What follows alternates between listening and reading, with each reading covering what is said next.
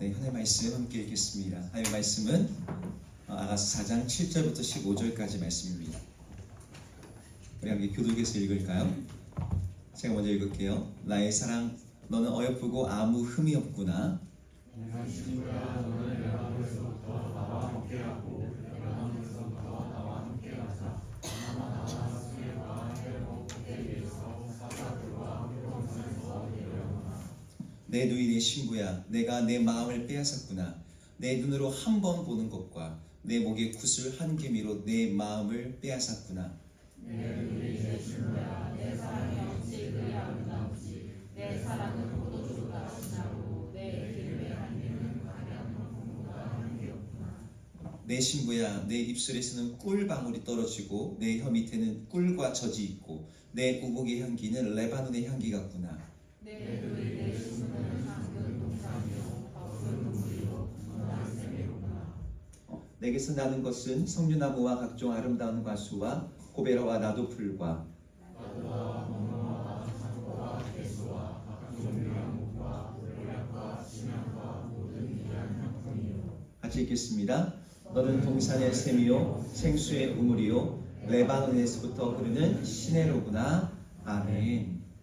이 시간 예배 함께 온 여러분들을 주 이름으로 환영합니다. 오늘 약간 좀 저 개인적으로는 서프라이즈한 일이 있었어요. 오늘 제가 청년부 설교를 이렇게 준비했고 본문을 준비했는데 갑자기 2부 설교를 제가 하게 됐습니다. 그래서 2부 예배에서 오늘 청년부 설교를 하는데 마음이 너무 이상한 거예요. 청년들에게 이제 함께 나누려고 준비한 설교인데 어른들과 나눌 때 과연 눈높이가 맞을까? 좀 그런 마음이 있었어요. 근데 이제 점심시간에 우리 청년들 몇 명에게 피드백을 들었는데 역시 어른들은 다르다고. 우리 청년들에게 목사님 만약 그 예화를 하면 아무도 반응 안 할 텐데 어른들은 그렇게 웃으면서 반응해 줬다고. 그래서 제가 마음이 내가 느끼는 거랑 좀 다른가? 이런 생각이 좀 들었어요. 그래서 여러분들 한번 오늘 말씀을 함께 나누면서 이 말씀 안에 있는 하나님의 음성을 함께 들었으면 좋겠습니다. 여러분, 방금 우리가 읽은 본문이 아가서 본문이에요. 그리고 그 아가서의 방금 이 화면에 보이는 이 구절 내용들이 나오죠. 여러분, 이런 성경을 읽을 때 오늘 아가서 본문을 읽었는데 여러분 어떤 느낌이 듭니까? 이 본문을 여러분들이 읽을 때 여러분이 와닿는 어떤 느낌, 감정, 정서 그런 게 어떤 건가요? 여러분 꼭 이 이야기가 아니더라도 여러분들이 성경을 읽을 때 여러분 성경을 읽으면서 어떤 마음, 어떤 생각을 가지고 읽습니까? 어떤 성경은 마치 오래된 고문서를 읽는 것처럼 매우 어렵고 난해하게 느껴져요. 어떤 성경은 말 그대로 율법이어서 법률책을 놓고 읽듯이 지루하고 이게 나랑 무슨 상관이 있나 의미 없게 느껴지는 것도 있습니다. 여러분이 좋아하는 잠언이나 전도서를 읽을 때는 그래도 여기서는 뭔가 인생의 교훈과 지혜를 얻게 된다라고 그렇게 느껴지는 성경도 있고 어떤 성경은 하나님의 마지막 날에 대한 예언, 심판, 진노 이런 내용이 담겨져 있는 선지서, 계시록을 읽으면 마음이 두렵고 떨리기도 합니다. 오늘 읽은 아가서는 이런 여러 장르의 성경 중에서 시가서라고 불려요. 그러니까 노래라는 거죠. 여기에는 어떤 대단한 영적인 통찰력이나 교훈이 없습니다. 여기에 대단한 역사적인 이야기라든지 예언도 없어요. 기본적으로 이것은 시고 노래이고 특별히 사랑에 대한 노래예요. 이게 우리에게 그렇게 재미있게 다가오지도 않고 우리 신앙에 별로 도움이 되는 것 같지도 않습니다. 그러다 보니까 이 아가서를 읽을 때 많은 분들이 아니 어떻게 솔로몬과 술람미 여인 사이의 이 사랑의 이야기가 성경의 이야기로 들어와 있지? 의문이 사람들 안에 드는 거죠. 그걸 실제로 제기하는 사람들이 있어요. 아가서가 과연 성경에 들어갈 만한 그런 책이냐는 거죠. 여러 관점에서 볼 때 문학성이 대단히 높은 것도 아니고 뭔가 의미심장한 어떤 미래에 대한 예언이라든지 이런 게 담겨져 있는 것도 아니에요. 그럼에도 불구하고 아가서가 성경에 들어와 있는 이유는 한 가지입니다. 바로 성경의 모든 말씀이 가리키는 한 분 예수 그리스도가 이 아가서의 주제이기 때문이에요. 그러니까 아가서의 노래는 단순히 솔로몬과 술람미 여인 사이의 러브스토리가 아니라 두 사람의 이야기가 아니라 하나님께서 당신의 아들 예수 그리스도를 보내시고 그 예수 그리스도의 신부가 되는 주님의 몸된 교회 사이의 이야기가 오늘 이 아가서의 이야기인 거죠. 둘만의 프라이빗한 어떤 사랑 이야기가 아니라 이것은 거대한 이야기를 은유적으로 담고 있는 거예요. 여러분, 우리는 복음의 이야기 속에 우리도 들어와 있습니다. 그런 점에서 우리들의 인생 이야기도 사실은 우리 개인의 이야기가 아니라 하나님의 복음이라고 하는 거대한 구원 이야기 속의 일부분으로 들어와 있어요. 그래서 여러분들의 사랑 이야기가, 여러분들의 젊음의 어떤 시련과 여러 가지 어려운 이야기들이, 여러분의 인생 이야기들이 여러분 개인의 소소하고 개인적인 여러분만의 이야기가 아니라 이것은 우리가 예수님을 믿음으로 말미암아 예수님을 주인공으로 해서 펼쳐진 하나님의 거대한 구원 이야기, 그 복음의 스토리의 한 부분이 되는 것이죠.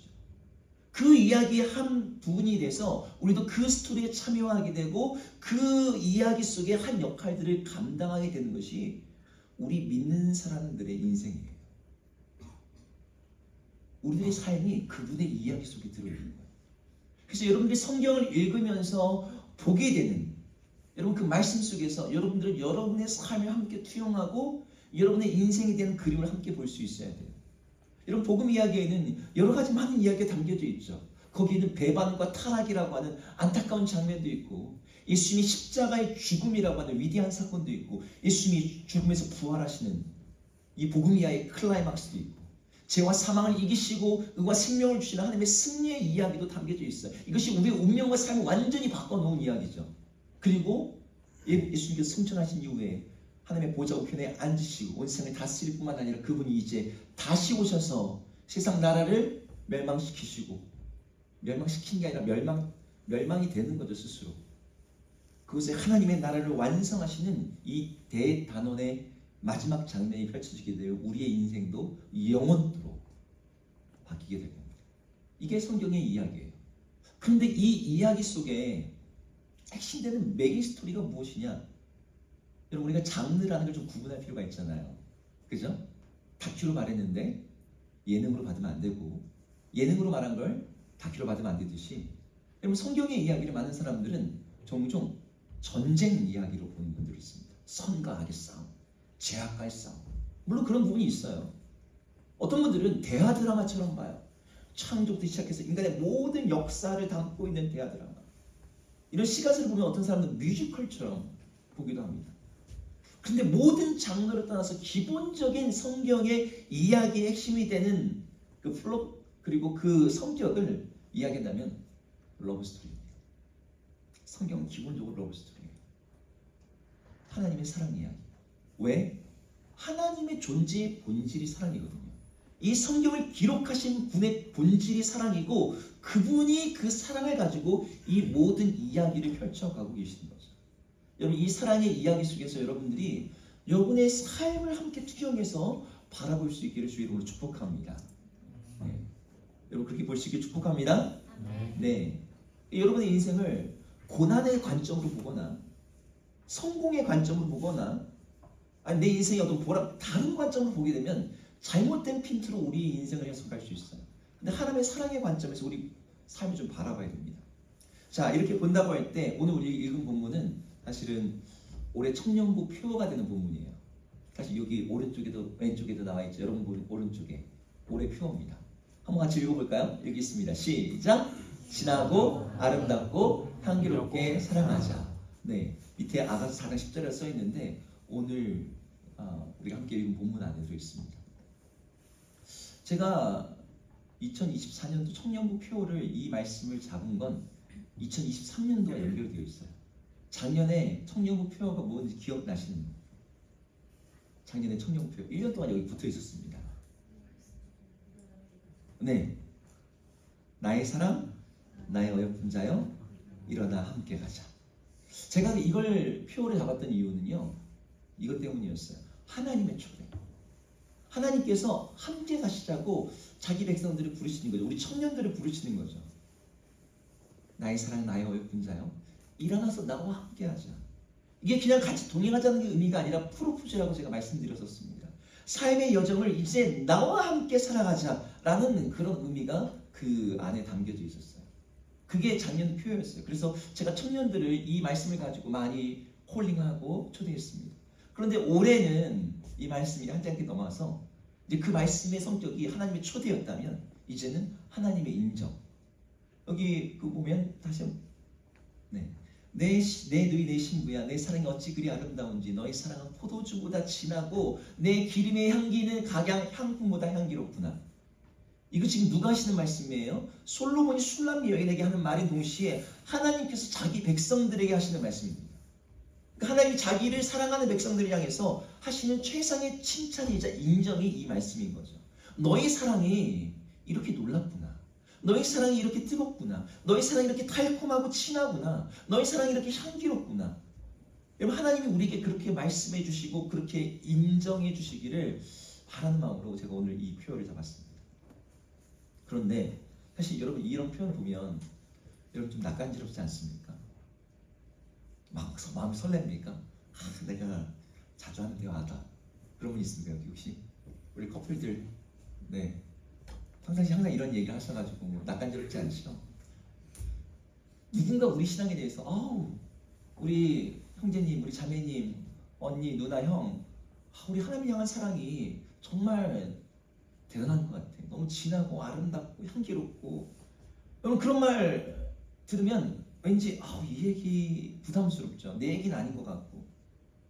여러분, 성경은 언제나 하나님의 사랑의 위대함을 얘기해요. 하나님의 사랑이 얼마나 놀라운지, 그 사랑이 얼마나 아름다운지, 그 사랑이 정말 하나님께서 인간이 되기까지 낮아지는 겸손한 사랑이고, 그 사랑은 자기를 죽기까지 내어주시는 십자가의 사랑이고, 그 사랑은 자신의 아들까지도 주시는 사랑이고, 하나님의 사랑이 놀랍고 위대하다. 그런데 오늘 성경 본문은 하나님의 사랑에다가 포커스를 두지 않고요, 사람의 사랑, 하나님의 백성의 사랑에다가 초점을 둬요. 그런데 여러분 생각해 보세요. 하나님과 대하면 인간의 사랑이 될 것도 아니죠. 너무나 보잘것없죠. 우리가 그만큼 여러분 우리 자신을 갖다가 내어줍니까? 우리가 그렇게 낮아집니까? 그러지 않은데도 하나님이 이렇게 말씀하시는 거예요. 너의 사랑이 대단하다. 너의 사랑이 아름답다. 너의 사랑이 향기롭다. 근데 이 말이 내 얘기가 아닌 것처럼 보여요. 물론 우리들 중에 그런 분들이 가끔씩 있어요. 여러분, 성인들 대단한 헌신과 막 순교하면서 주님을 사랑하잖아요. 그들의 금욕, 그들의 희생, 그들의 순교를 보면 그래, 예수님을 사랑하는 건 저 정도는 해야지. 뭐 이런 마음이 들 수 있습니다. 하나님이 저들을 향해서는 그렇게 말씀하시는 게 이해가 될 수 있어요. 그런데 그 얘기가 내 얘기는 아닌 것 같죠. 여러분, 우리가 정말 우리 자신에게 솔직하게 물어본다면 내가 정말 주님을 뜨겁게 사랑하는가? 내가 정말 주님 앞에서 이런 말을 들을 만큼 하나님을 사랑하는 사람인가? 자문해 봤을 때 정직하게 아니라는 생각이 들어요. 그래서 이런 본문을 읽으면, 아가서를 읽으면 내 얘기가 아닌 거예요. 감정이입이 안 돼. 뭐 홍대를 못 가, 막 이런 노래 들으면 막 감정이 막 되잖아요. 여러분 홍대 못 가고 있잖아요. 추억 때문에. 하지만 아가서 읽을 때 감정이입이 안 돼. 도대체 이게 뭔 얘기야? 내 얘기는 아닌 것 같죠. 그런데 오늘 말씀이 우리의 이야기예요. 한번 본문 볼게요. 오늘 솔로몬이 자기 사랑하는 술람 여인에게 이제 말을 합니다. 말한 내용이 되게 시적인데 오늘 7절에 이런 말씀이 나와요. 7절 한번 볼까요? 7절 읽어보겠습니다. 시작! 나의 사랑, 너는 어여쁘고 아무 흠이 없구나. 자, 이게 지금 하나님께서 하나님 백성에게 하시는 말씀입니다. 어여쁘고 흠이 없다. 뭐 사랑하면 예뻐 보인다 그러니까 어여쁘다는 그냥 넘어가다 칩시다. 근데 아무 흠이 없다. 이게 히브리어로 문, hen이거든요. 우가 부정어도 있고 문이란 단어가 흠이란 단어예요. 흠이 아무것도 없어요. 완벽하다는 뜻이에요. 이 흠이라는 건요, 육체적인 결함, 도덕적인 결함, 모든 걸 통칭하는 단어입니다. 보통 이 단어가 사용되는 것은 레이기에서 사용됩니다. 하나님께 드리는 모든 제사의 제물에는 흠이 없어야 돼요. 흠이 있는 제물로 하나님께 드리면 안 돼요. 그리고 또 하나, 제사장들이 흠이 없어야 됩니다. 그래서 레이기 나오는 제사장들은 보통 이 카운트를 할 때 이스라엘 남자는 전쟁에 나갈 수 있는 숫자로 20살 이상으로 계수하지만 제사장들은 30살 이상부터 계수가 됩니다. 왜요? 그 전까지는 아직 미성숙하다는 거예요. 하나님을 섬기기에 부족하다는 거예요. 그런데 사실 이 세상에 흠이 없는 존재가 있습니까? 물론 종교적으로, 관습적으로 제사장처럼, 희생제물처럼 흠이 없다라고 말하는 어떤 기준이 있을 수 있지만 신체적으로도 완벽한 사람은 이 세상에 없어요. 네, 올림픽에 출전할 수준의 그런 컨디션과 건강 상태와 육체를 가진 사람들도 완전하지 않습니다. 우리는 태어날 때부터 누구나 장애인이고 누구나 병자입니다. 여기서부터 여기까지를 정상이라고 치자라고 해서 우리가 정상 범주에 있다라고 건강하다고 말하는 것이지, 사실은 우리 모두에게 약한 부분이 있고 유전적으로나 신체적으로나 연약한 부분들이 있어요. 그런데 도덕적으로는요? 말할 것도 없죠. 도덕적으로는 더욱더 그렇습니다. 우리는 누구나 죄인이고 우리 안에는 여전히 악한 마음들이 있어요. 그런데 솔로몬이 슐람 여인에게, 그리고 하나님께서 자기 백성들에게 말씀하시는 거죠. 예쁘다 정도가 아니라 너는 흠이 없다, 완벽하다, 완전하다. 여러분, 이게 우리 동의가 안 되잖아요. 내가 봐도 내가 너무 흠이 많은데, 내가 너무 문제가 많은데 하나님이 나보고 흠이 없대. 이게 납득이 안 되는 거예요. 하나님이 이거 거짓말 하시는 걸까요? 그렇지 않습니다. 하나님의 마음, 하나님의 진심이 여기에 담겨져 있어요. 그럼 하나님 왜 이렇게 말씀하시냐는 거예요. 뭔가 대단한 수고와 희생과 섬김을 하고 있기 때문에 그렇습니까? 그게 아니에요. 오늘 본문에 보면 13절과 14절에는 더 이상한 내용이 나와요. 13절과 14절 한번 읽어볼게요. 읽겠습니다. 시작! 내게서 나는 것은 소미나무와 각종 아름다운 과수와 고베라와 나도풀과 나도와 버농화와 창포와 개수와 각종 유향목과 모략과 침향과 모든 향품이요. 여러분, 이 여인에게서 지금 10가지 너에게서 나는 것이 석류나무. 석류는 뭔지 아시죠? 아름다운 과수들, 고베라, 나도풀, 여기 나오는 것들이 다 아주 귀한 향료, 향품들입니다. 그러니까 이 여인을 갖다가 가리키면서 여인의 존재 자체가, 여인의 몸 자체가 이 과일과 향료를 만들어내는 동산인 것처럼 묘사하고 있어요. 여인 자체가 파라다이스인 거예요. 낙원인 거예요. 하나님이 교회를 향해서, 자기 백성들을 향해서 낙원인 것처럼 말하는 거죠. 여러분, 우리가 생각하고 있는 낙원은 어디입니까? 저 남태평양의 뭐 피지나 뭐 보라카이나 괌이나 뭐 이런 장소가 아니더라도 낙원은 하나님이 계신 곳이 낙원이지, 그곳이 천국이지. 어떻게 우리들이 있는 곳이 낙원이 될 수가 있어? 우리들에게서는 그러한 향기와 향품이 나기보다는 음식물 쓰레기처럼 우리에게는 악취와 냄새가 더 많이 나는 것 같은데, 하나님 우리에게 그런 존재라고 말씀하시는 거예요. 여러분, 이런 말씀을 읽을 때 이 말씀과 우리가 실제로 느끼는 우리 현실 사이에서, 우리 존재 사이에 있는 그 격차와 괴리를 우리는 바르게 이해할 필요가 있어요. 이걸 어떻게 이해할 수 있을까요?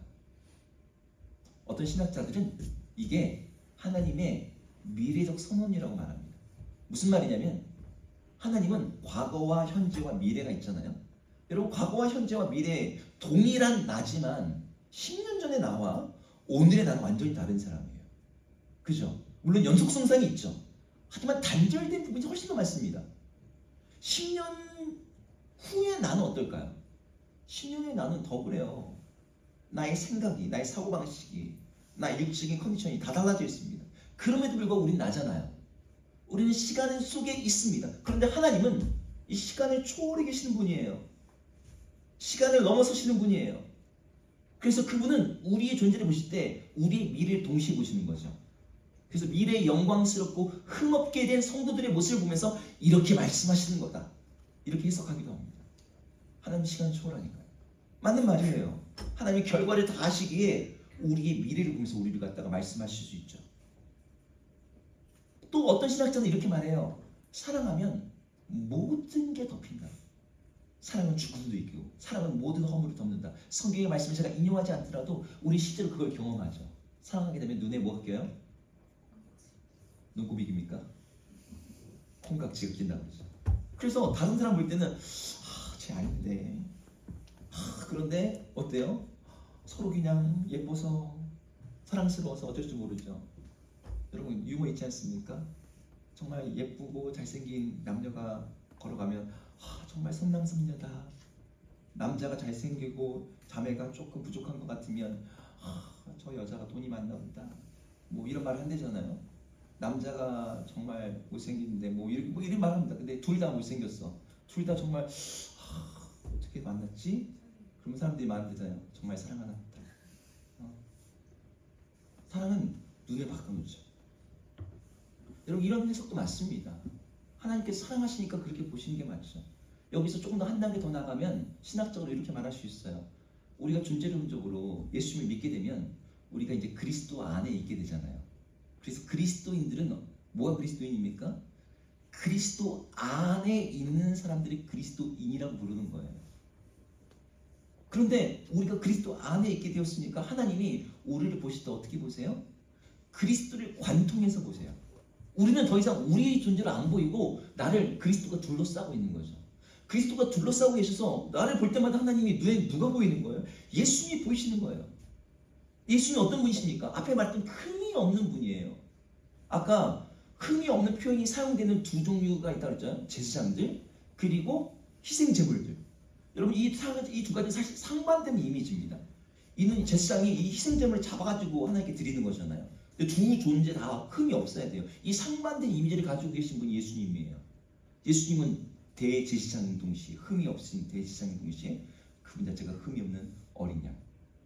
근데 그분만이 흠이 없으시고 완전하신 분이신데 그분이 우리를 덮고 있으니까 하나님 보시기에 흠이 없고 아름답다 이렇게 보는 게 맞다는 거죠.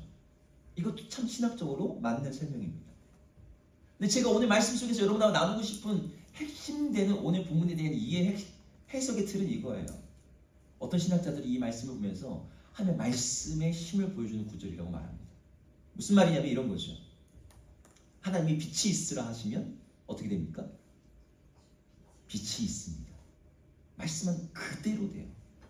하나님이 말씀하시는 거죠. 너는 흠이 없구나. 너는 아름답구나. 너는 포도주처럼 진한 향기를 품구나. 그러면 그 존재가 정말 그렇게 된다는 거예요.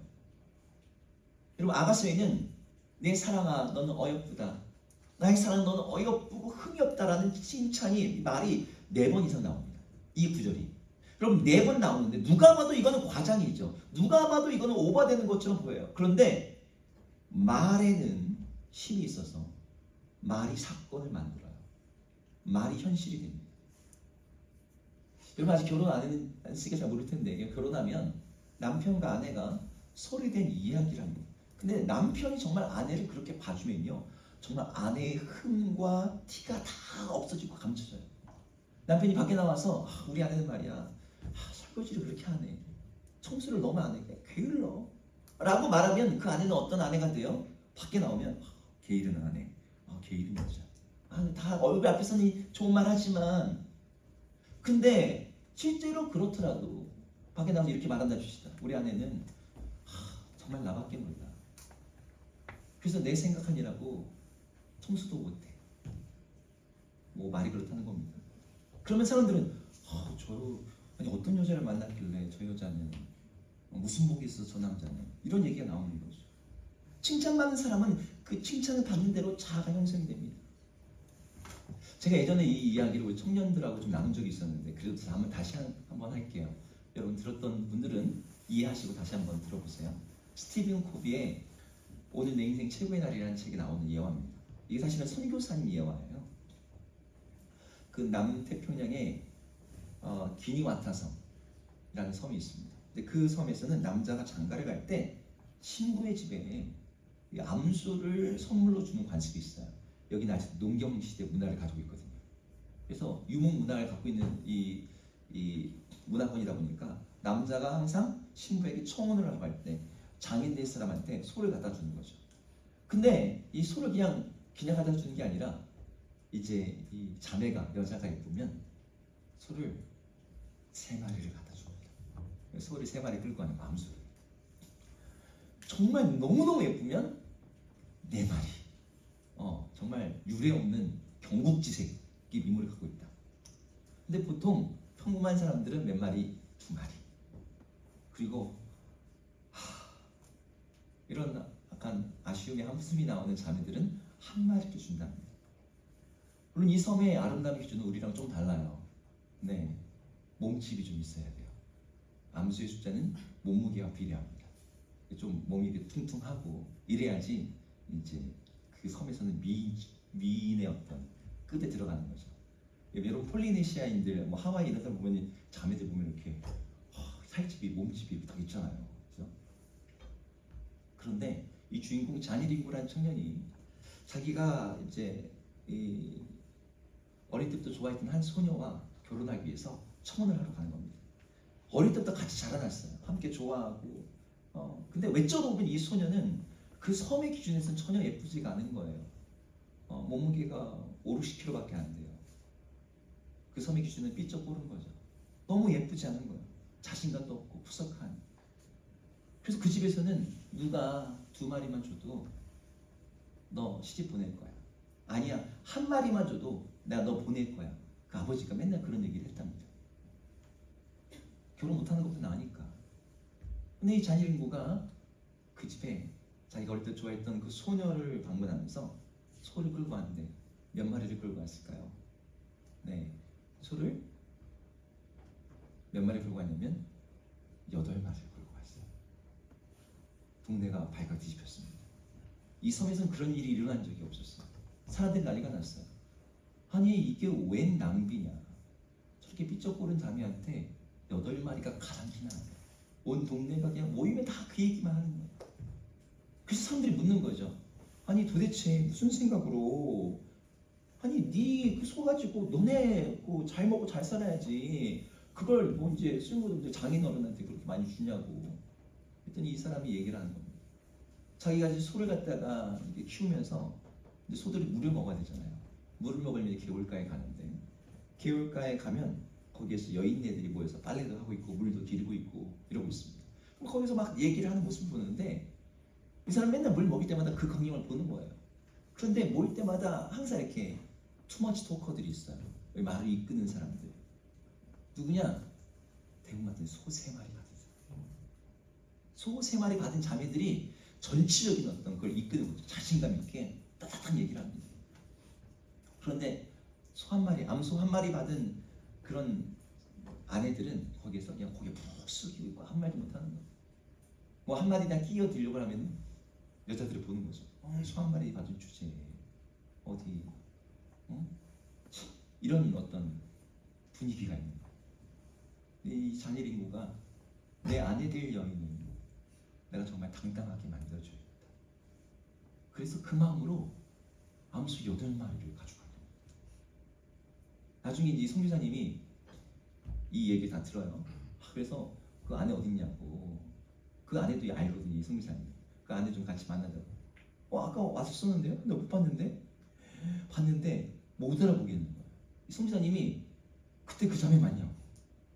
아니 그때는 9, 50kg밖에 안 되는 이 삐쩍거리는 자매였는데 이제 몸무게 80, 90이 되는 정말 성숙하고 건강하고 아름다운 자신감 넘치는 그런 귀부인이 되어 있는 거죠. 결혼한 지 몇 개월 안 됐다. 이 비결이 어디 있을까요? 비결이 어디 있을까요? 사람들이 말이 있죠. 소 8마리 자체가 아닙니다. 그 8마리를 갖다 주니까 사람들의 입에서 들리는 거죠. 저 여자는 소 8마리. 그래서 이 여자가 개울가에 나가면 막 말하다가도 쭉 조용해집니다. 왜요? 어디 감히 소 8마리 받은 여자 앞에서 분위기가. 여러분 한 사람을 같이 이렇게 인정해주고 격려해주는 그 말 자체가 한 사람을 바꾸는 힘이 있는 거죠. 변화하는 능력이 있는 거죠. 여러분 하나님께서 우리에게 하시는 말씀은요 이보다 더 힘이 있습니다. 여러분 진심 어린 말이 만들어내는 변화가 그저 남편과 아내 사이에서 아니면 어떤 동네에서만 일어난 일입니까? 아니 저 부모와 자녀 사이에서도 그게 일어나요. 스승과 제자 사이에서도 일어납니다. 사랑하는 연인들 사이에서도 일어나요. 여러분 그런 얘기 많이 들었을 거예요. 실험을 해요. 2개의 교실이 있어요. 아이들이 그 IQ 똑같아. 어떤 생활 배경 다 비슷비슷해. 근데 한 반에 가서는 아무런 말도 안 하고 그냥 얘기하는데 한 반에 가서 너희들은 특별한 아이들만 모아놨어. 너희들은 스페셜한 특별반이야. 그렇게 말을 하는 거예요. 다 똑같은 느낌 모아놨는데 근데 여기 안에서는 특별한 아이들이 나오는 거죠.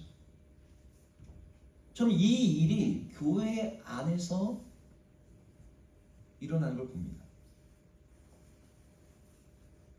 교회 안에는 무엇보다도 진리의 말씀이 있거든요. 이 말씀이 계속해서 우리들의 마음속에 들어가고 심령 속에 들어가고 우리 생각이 자리 잡을 때 그 말씀이 말하는 대로 우리가 바뀌어요. 변화가 돼요. 내가 뭔가 수고했고 노력해서가 아니고요. 어느 순간 그 말씀이 내 안에 믿어지고 그 말씀이 말하고 나의 정체성이 온전히 수용되고 받아들여짐으로 인해서 나도 모르게 그렇게 되어 있는 거죠. 내가 이 이야기를 할까 말까 지금 고민입니다. 어른들은 빵 터졌는데 청년들은 아무도 반응 안 할 것 같다고 아까 한 청년이 저한테 얘기해 줬는데, 그럼에도 불구하고 한번 얘기해 볼게요. 제 이전 교회가 어떻게 됐냐면 이렇게 그 복도가 이렇게 좀 길어요. 그리고 여기 무슨 소그룹실, 교역자실, 무슨 새가족실 막 이렇게 방들이 이렇게 있습니다. 근데 복도가 이렇게 기니까 이 복도가 이렇게 대리석 같은 데 있으니까 막 울립니다. 울려요. 리모델링 하기 전에 그런 모습이었는데 복도를 이렇게 이제 앉아 있으면 이 복도를 지나가는 성도님들의 이렇게 소리가 다 들립니다.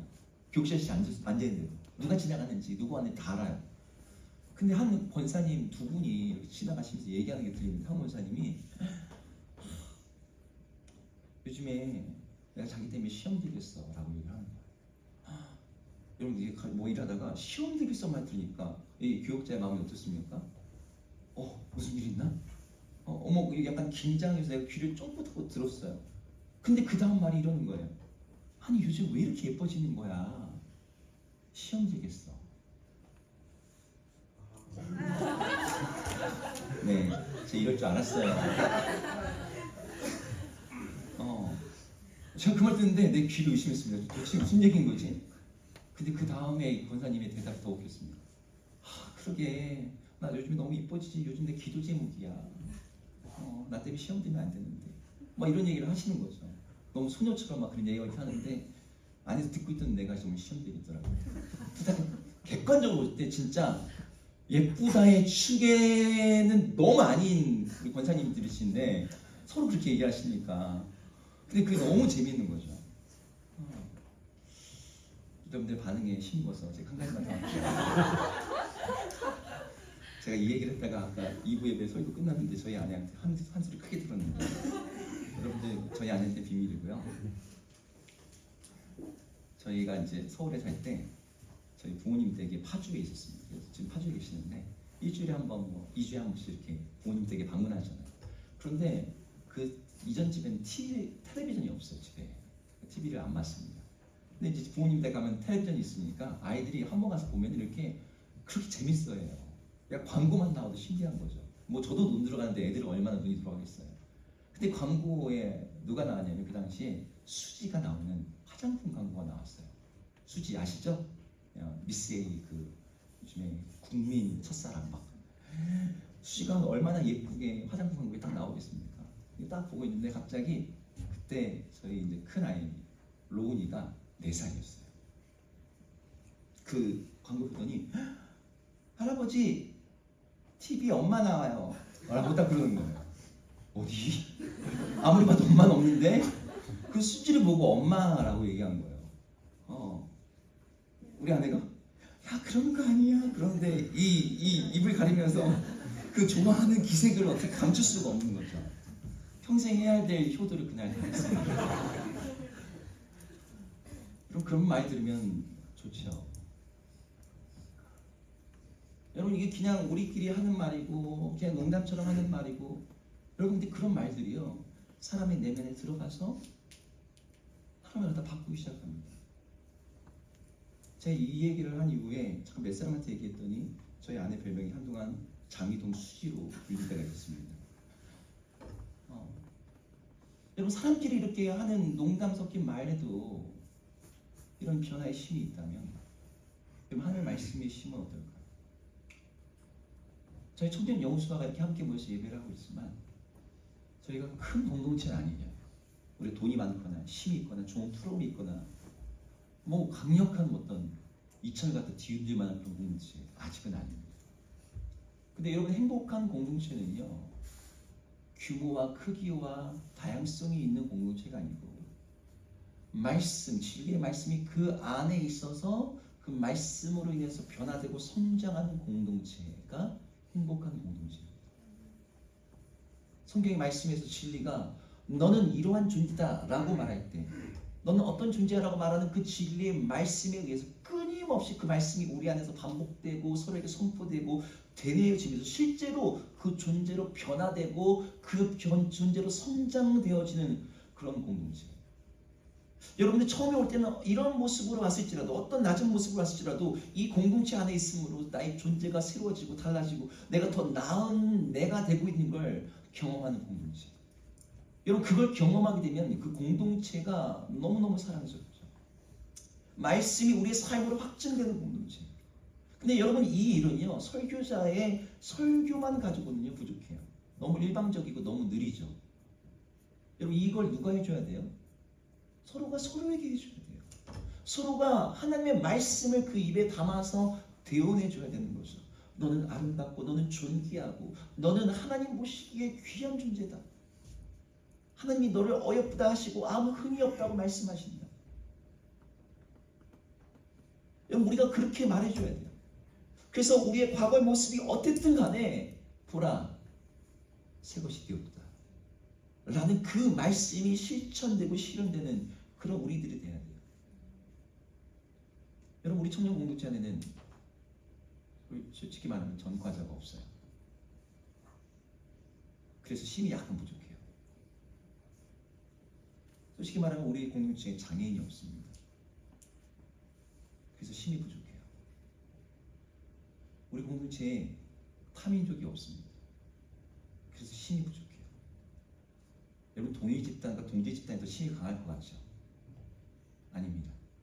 그 공동체가 얼마를 품어낼 수 있느냐가 그 공동체의 진짜 힘이에요.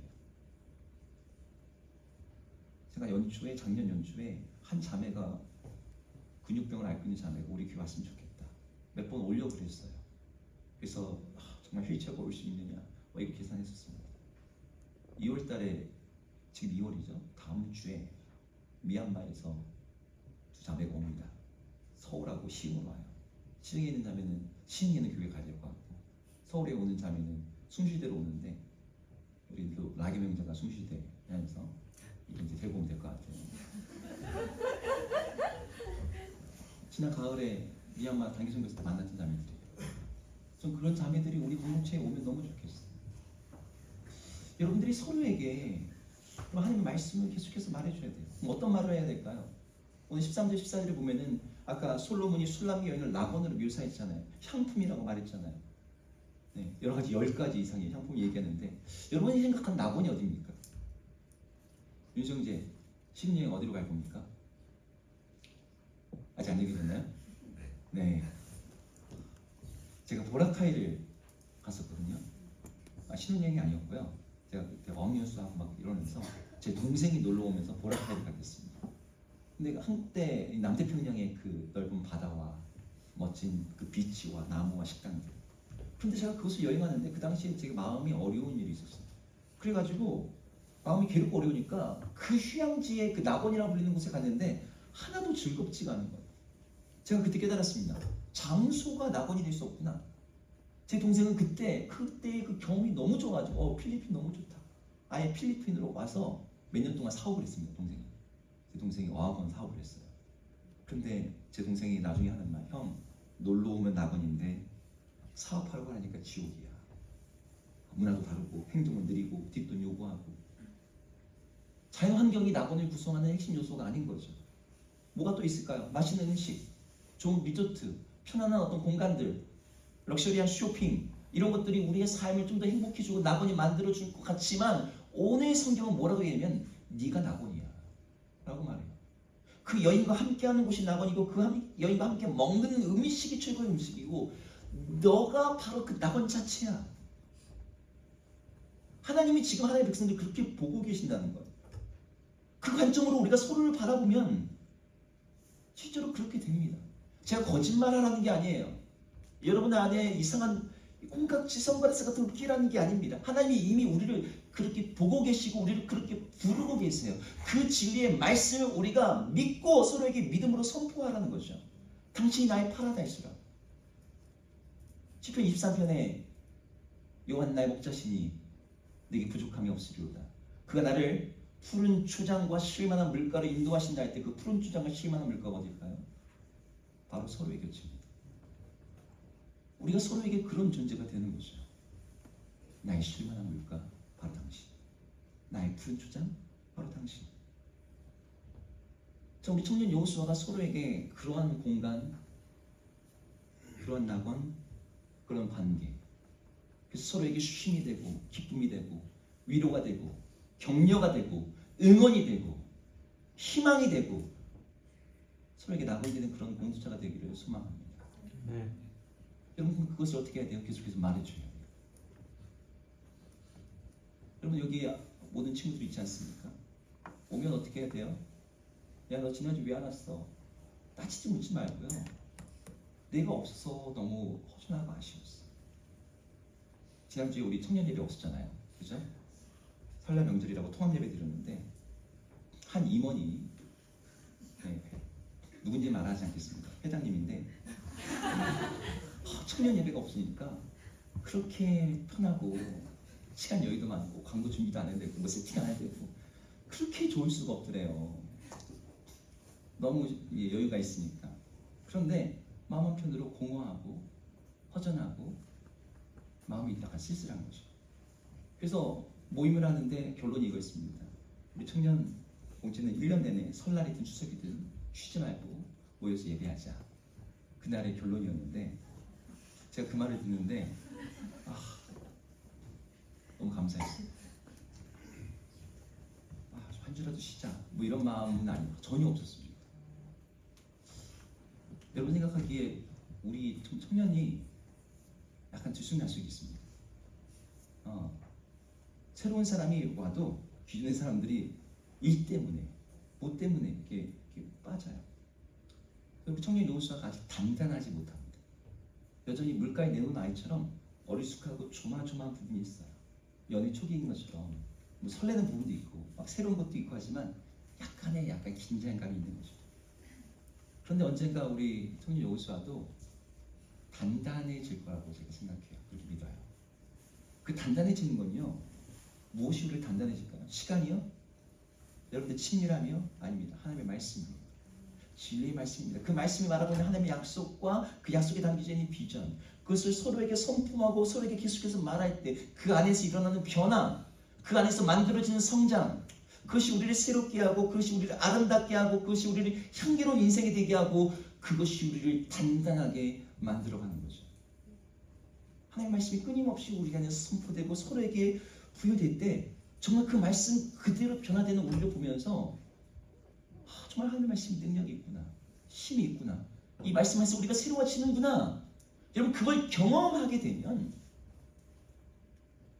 정말 제가 말하는 게 그냥 하나님의 말씀이 저렇게 말하는구나 라는 수준의 그런 게 아니라, 그런 낙원이 아니라 진짜 서로에게 그런 존재가 되는 거죠.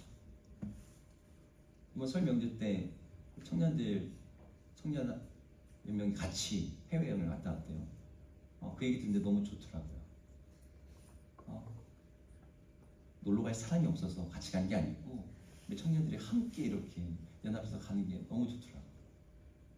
우리 2024년도에 우리의 사귐과 우리의 교제가 오늘 주님이 말씀하시듯이 너의 사랑은 정말 포도주보다 진하고 향기롭고 아름답다 라고 그렇게 칭찬하시고 기뻐하시는, 우리 하나님이 우리를 그렇게 보실 뿐만 아니라 서로가 서로에게 그렇게 보이는 그런 아름다운 공동체 되기를 주의로 축복합니다.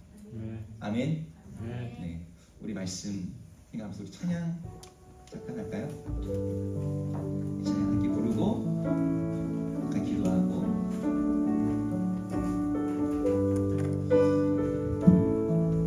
이 찬양의 가사의 뒷부분에 보면 주님 사랑이라는 고백이 있습니다. 이 사랑의 고백을 내 진심에 담아서 함께 찬양하겠습니다.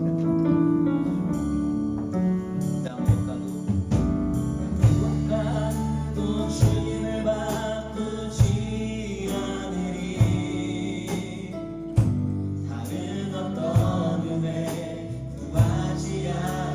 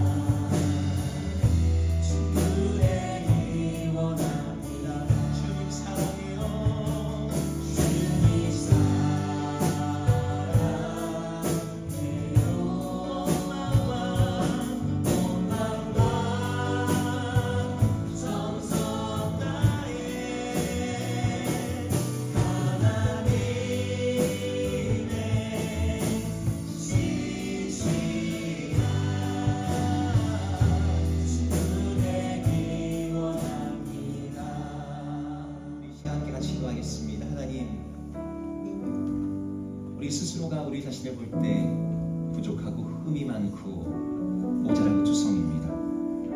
그러나 우리 하나님은 우리를 바라보시면서 그리스도 안에서 우리에게 말씀하십니다.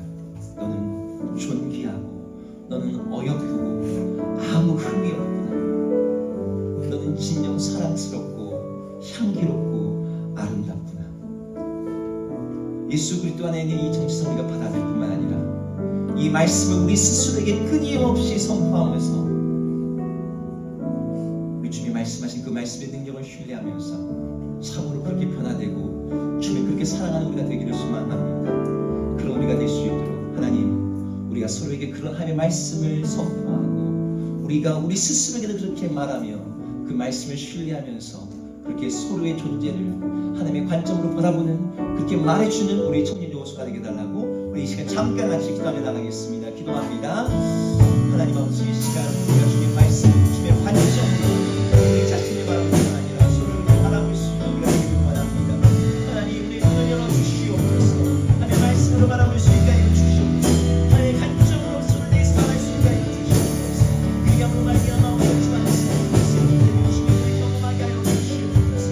아버지, 우리가 부족할지라도 우리가 연약할지라도 하나님은 새롭게 되는 영의 수 있게 하여 주시옵소서.